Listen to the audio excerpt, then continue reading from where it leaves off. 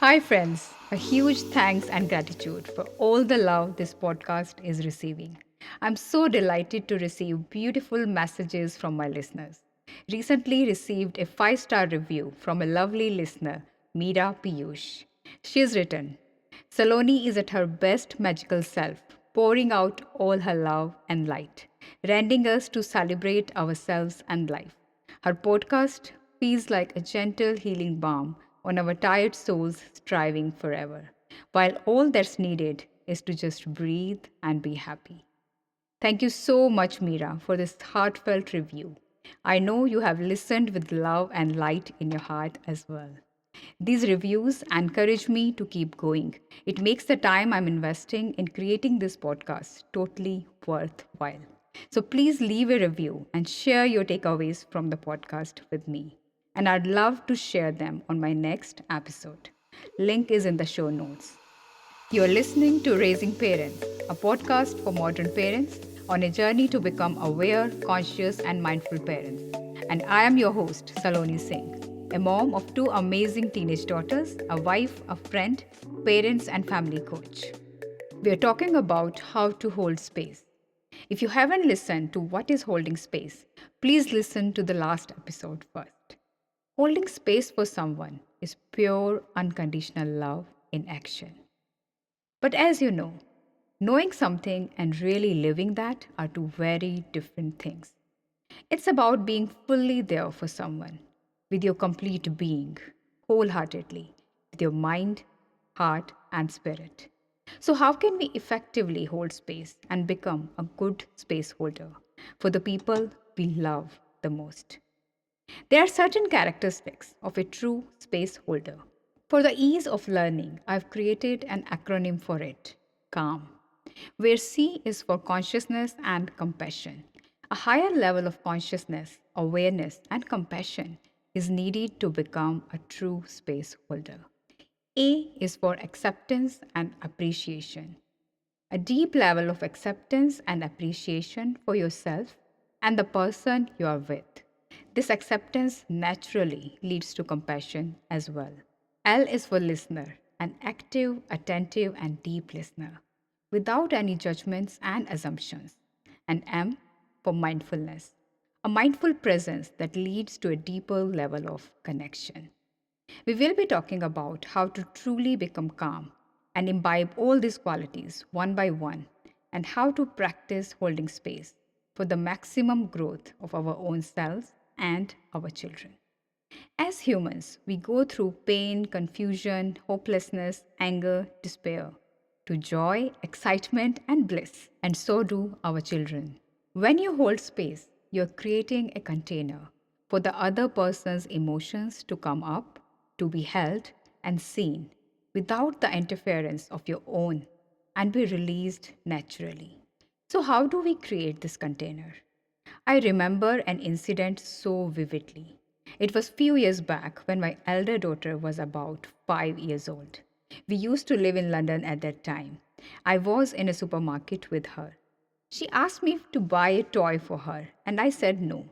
I don't remember the reason. Maybe I had bought a toy for her a couple of days back only, or for any other reason that I gave her. And I gently told her no. She insisted, as toddlers always do, and I told her that next time when we come, we will specially look for a nice toy for you, but not today. As I turned around, she threw a huge tantrum. She started crying and howling at the top of her voice and was on the floor in a flash of a moment. I was really shocked, as she had never done it before. For a moment, I didn't know what to do. I looked at her and noticed that my child is going through a difficult emotion and stress. Going through an aisle full of colorful toys without buying anything can be hyperstimulating and stressful for a toddler. But I was clear that if I give in and buy that toy, she might get a message that this is the way I can get my way. So I took a deep breath. I knelt down and sat beside her. I gently held her with calm, and as her body relaxed, I hugged her and whispered, "It's okay." I wasn't bothered to notice if other moms and dads were watching me there, or what people might be thinking about us. I was only concerned about her in that moment. To my surprise, within 2 minutes, though that felt really long at that time, her sobs became softer and she stopped crying. She held me tight. And when I asked her, "Can we go home now?" she said yes. On the way back home, she was perfectly fine, munching on the chocolate muffins she had bought for herself, as if nothing had happened. I clearly was relieved and patted myself for handling it well.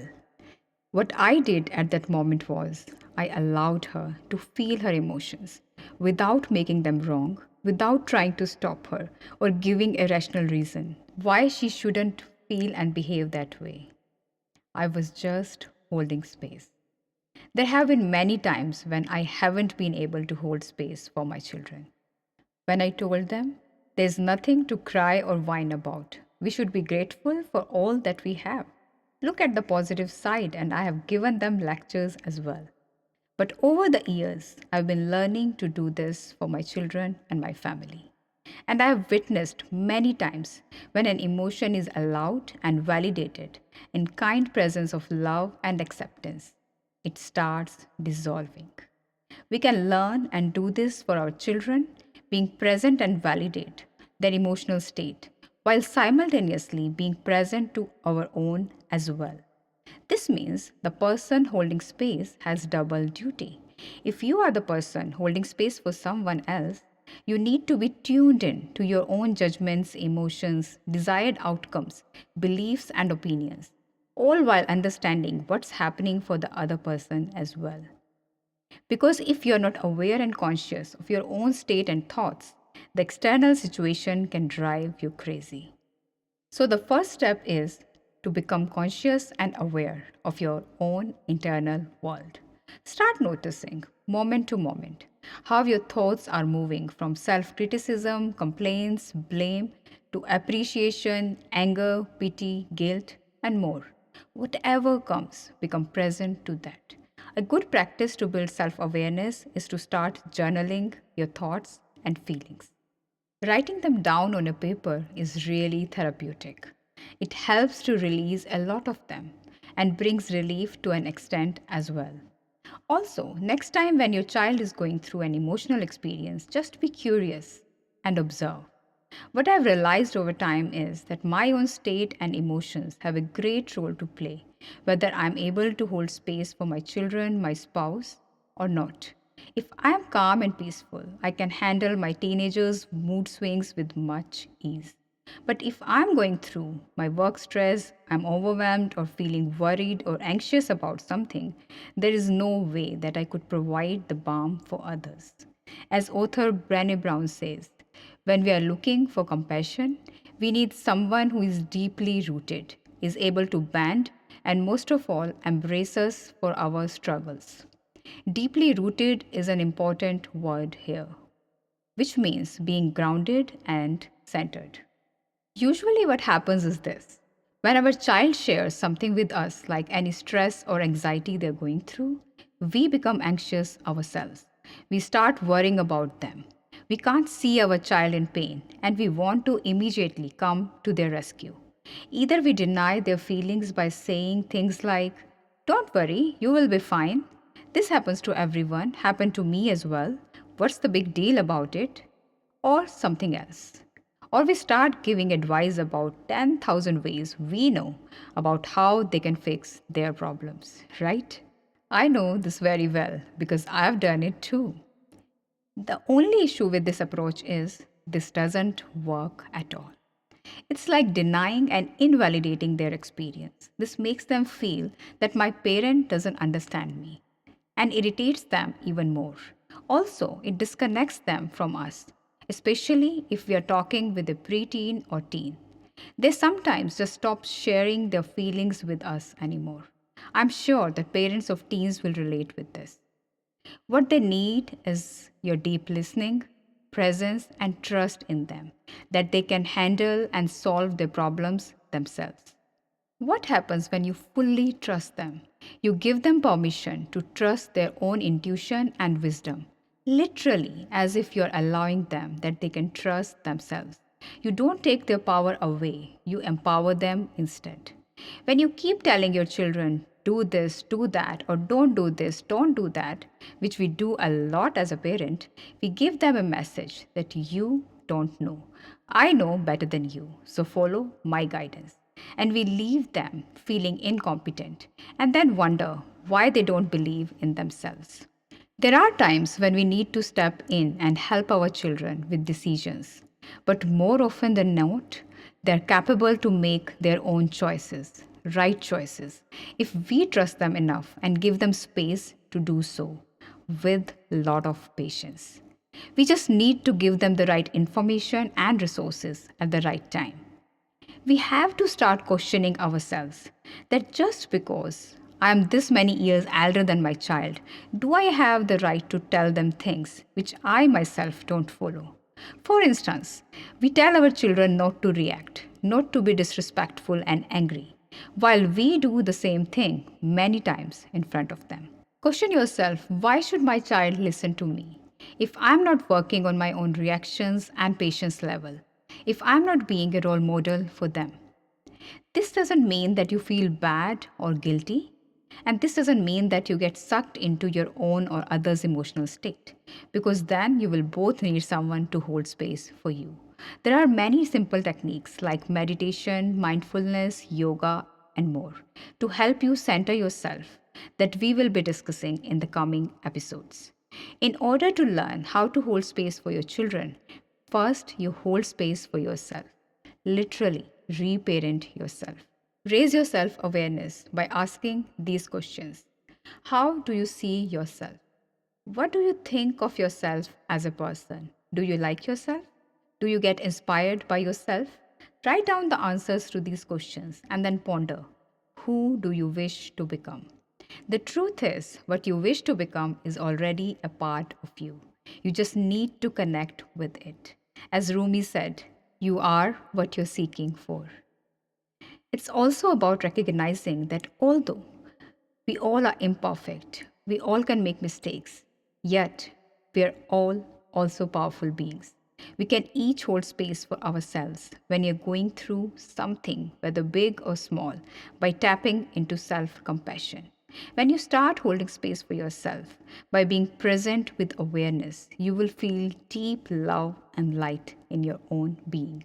It's like literally holding the door open for someone to walk through their experiences, and in that love and acceptance, they might transcend to calm and peace as well. It's like giving them the breathing space to express, to open up, and simply just be who they are. I want to share a beautiful poem on compassion from my favorite parenting book, Parents Tao the Ching by William Martin. Hold tight only to compassion. It has been said by experts you must be consistent or your children will be confused. Nonsense. Who among us is consistent? Circumstances are always changing. Life is always changing. Children become confused when parents become rigid, holding rules above love. Be consistently flexible. Hold tight only to compassion. As people age, they become either soft and supple or hard and brittle, both in mind and body. I've seen profound examples of each type. So have you.